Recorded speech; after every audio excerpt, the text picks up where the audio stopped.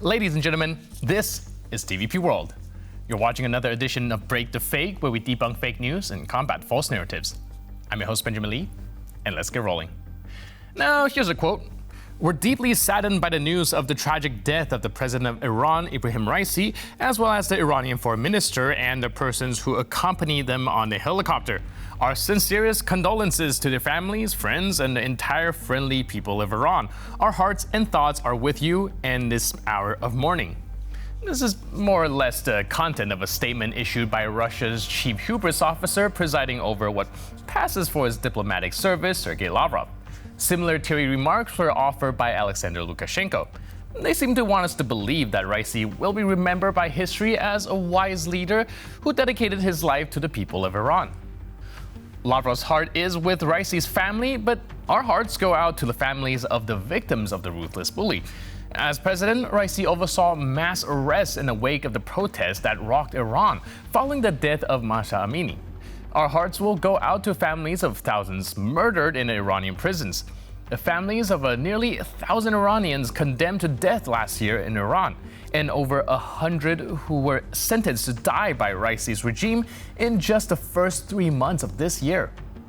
Our hearts goes out to the family of the 33-year-old Tumar Salehi, Iranian rapper whose lyrics offer support to the month-long protests that ravaged Iran in 2022. Amnesty International said that in his music and social media posts, he denounced the unjust practices of the regime and called for liberty and respect for the rights of the people of Iran. For that, he was sentenced to death. It's the regime that Raisi led that offers support to Hamas, responsible for the murder of nearly 1,500 Israelis on October 7th massacre. And it's not Tehran that has to take part of the responsibility for the death of the dozens of thousands of Palestinians killed by the Israeli response in Gaza. That's why President Raisi is more likely to be on his way, all the way down there, if you get my gist. I fell into a burning ring of fire. I went down, down, down, and the flames went higher. And it burns, burns, burns, the ring of fire, the ring of fire. Helicopter, helicopter, paracofer, paracofer. Helicopter, helicopter, šaljemo ko treba. Paracofer, paracofer, da bacaš sa neba. Helikopter, helikopter, koliko treba zlata. Samo da od doma otvoriš mi vrata. President Raisi is most likely already palling around the place with Prigozhin and Zhirinovsky, listening to Kovazin, the Russian performer notorious for singing paeans to communism and Stalin. They're all just waiting around to finally meet their main guy, Vladimir Putin himself. But for some reason, he doesn't seem eager to join them, still holding out topside. Although that's also debatable, given how much time he spent hiding in his underground bunker. Yesterday, we showed you a clip of Russian opposition figure Mikhail Khodorkovsky, in which he outlined a terrifying vision of unstoppable Russian conquest, mass pressing of Ukrainians into military service, and then sicking them the combined Russian-Ukrainian army onto Europe. Ukraine is really struggling with mobilizing troops for the front line right now. Young men are fleeing the draft and acting like there's no tomorrow. But what they're failing to realize is that if they refuse their country now, another will come and force them into service. And the Russians won't be civil about it. Their treatment of people who buck the system is much more ruthless and brutal, which is what some Ukrainian servicemen are trying to communicate to their fellow countrymen. In the clip you're about to see, one of them lays it out clearly. They're not going to ask, they'll just hand you a rifle and ship you off to Europe. Take a look. Люди, які пішли в армію, які є в армії, вони рано чи пізно закінчуються. Тут буде уже не Україна, буде Росія. Цих людей, які боялися, що їх заберуть в бусик, заламають руки їм і призвуть в українську армію. Приходить сюди Росія, так як Росія прийшла в Крим, так як Росія прийшла на частину Запорізької області, Донецьк і Луганськ. Їх мобілізують в російську армію, і через 2 роки вони з автоматом Калашникова йдуть на Польщу, на Прибалтику, вже в складі російської армії. Який варіант воювати за свою країну, чи потім тебе ніхто не буде питатися, там зовсім інша, жорсткіша система. Ніхто не буде питатися, тобі дадуть автомат і ти поженеш на Європу. Тому обирайте, чи ви захищаєте зараз свою країну. In a May 20th interview with Reuters, President Zelensky discussed the delays in Western aid for embattled Ukraine, the situation at the front, and the renewed Russian push in the Kharkiv region alongside Ukrainian strikes on Russian soil. Speaking with the interviewer, Zelensky was clear in saying that Ukraine's partner should stop fearing escalation in the war against Russia and show stronger political will to support Ukrainians. Everybody is afraid of escalation. So, Ukrainians are dying. Well, everybody got used to that. That's not escalation, you know, because Ukrainians are here in Ukraine. Ukrainians are not human beings. Well, there's just this world, it's a separate thing, but Ukraine is a separate world. It sounds to me like that. That's the attitude, right?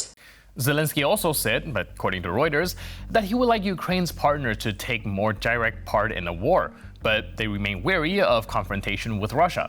Later on, the president also criticized the partners for taking unnecessarily long to make decisions on military aid, especially in the area of air defense for Ukraine.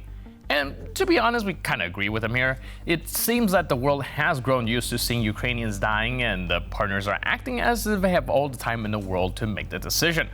But the Ukrainian nation simply doesn't have the time. And now, time for Russian propagandists. One of our favorite red clown nose holders, Margarita Shimonyan, now wants to teach Sweden a lesson, and even annex it looks like. Praising Putin and Belousov was also included. И теперь они в своих школах преподают, что это было замечательно. Как хорошо, что они проиграли в Полтаве и во второй раз в Нарве, и вообще проиграли Северную войну, потому что это отбило у них амбиции вообще лезть не только в Россию, но и в международную политику. И как же мне хочется, чтобы и в этот раз с этим вот тем, что олицетворяет та Швеция начала XVIII века, вышло точно так же.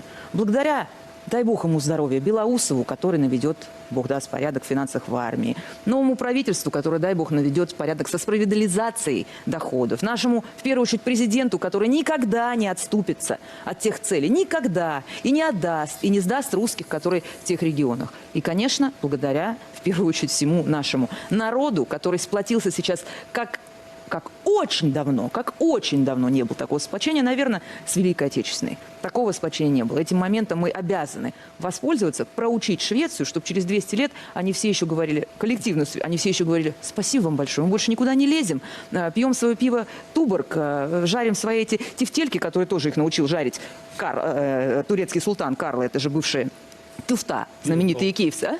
Пиво Балтику пусть пьет. Да. Не тюб. И сидеть тихо и смирно. И не лезть в чужие дела. Как будет замечательно, правда? Конечно. И пиво будет стоить 2 рубля 46 копеек в Швеции. Например. Simonyan apparently believes that in some Swedish cities, Russian language lessons were banned. These people just say all the sorts of wild stuff that has little to no connection with reality. Maybe it's just a product of her frustration with the fact that she and her family can no longer travel to cushy vacations in Western European countries. She is stuck in Russia and, well, doesn't like it. Now, to close out today's episode, we would like to show you how boxing can bring people together and offer them a good emotional release. On May 19th, Ukrainian Alexander Usyk became the undisputed heavyweight world champion in boxing after defeating Tyson Fury. Let's take a look at a Ukrainian man getting all emotional during the bout.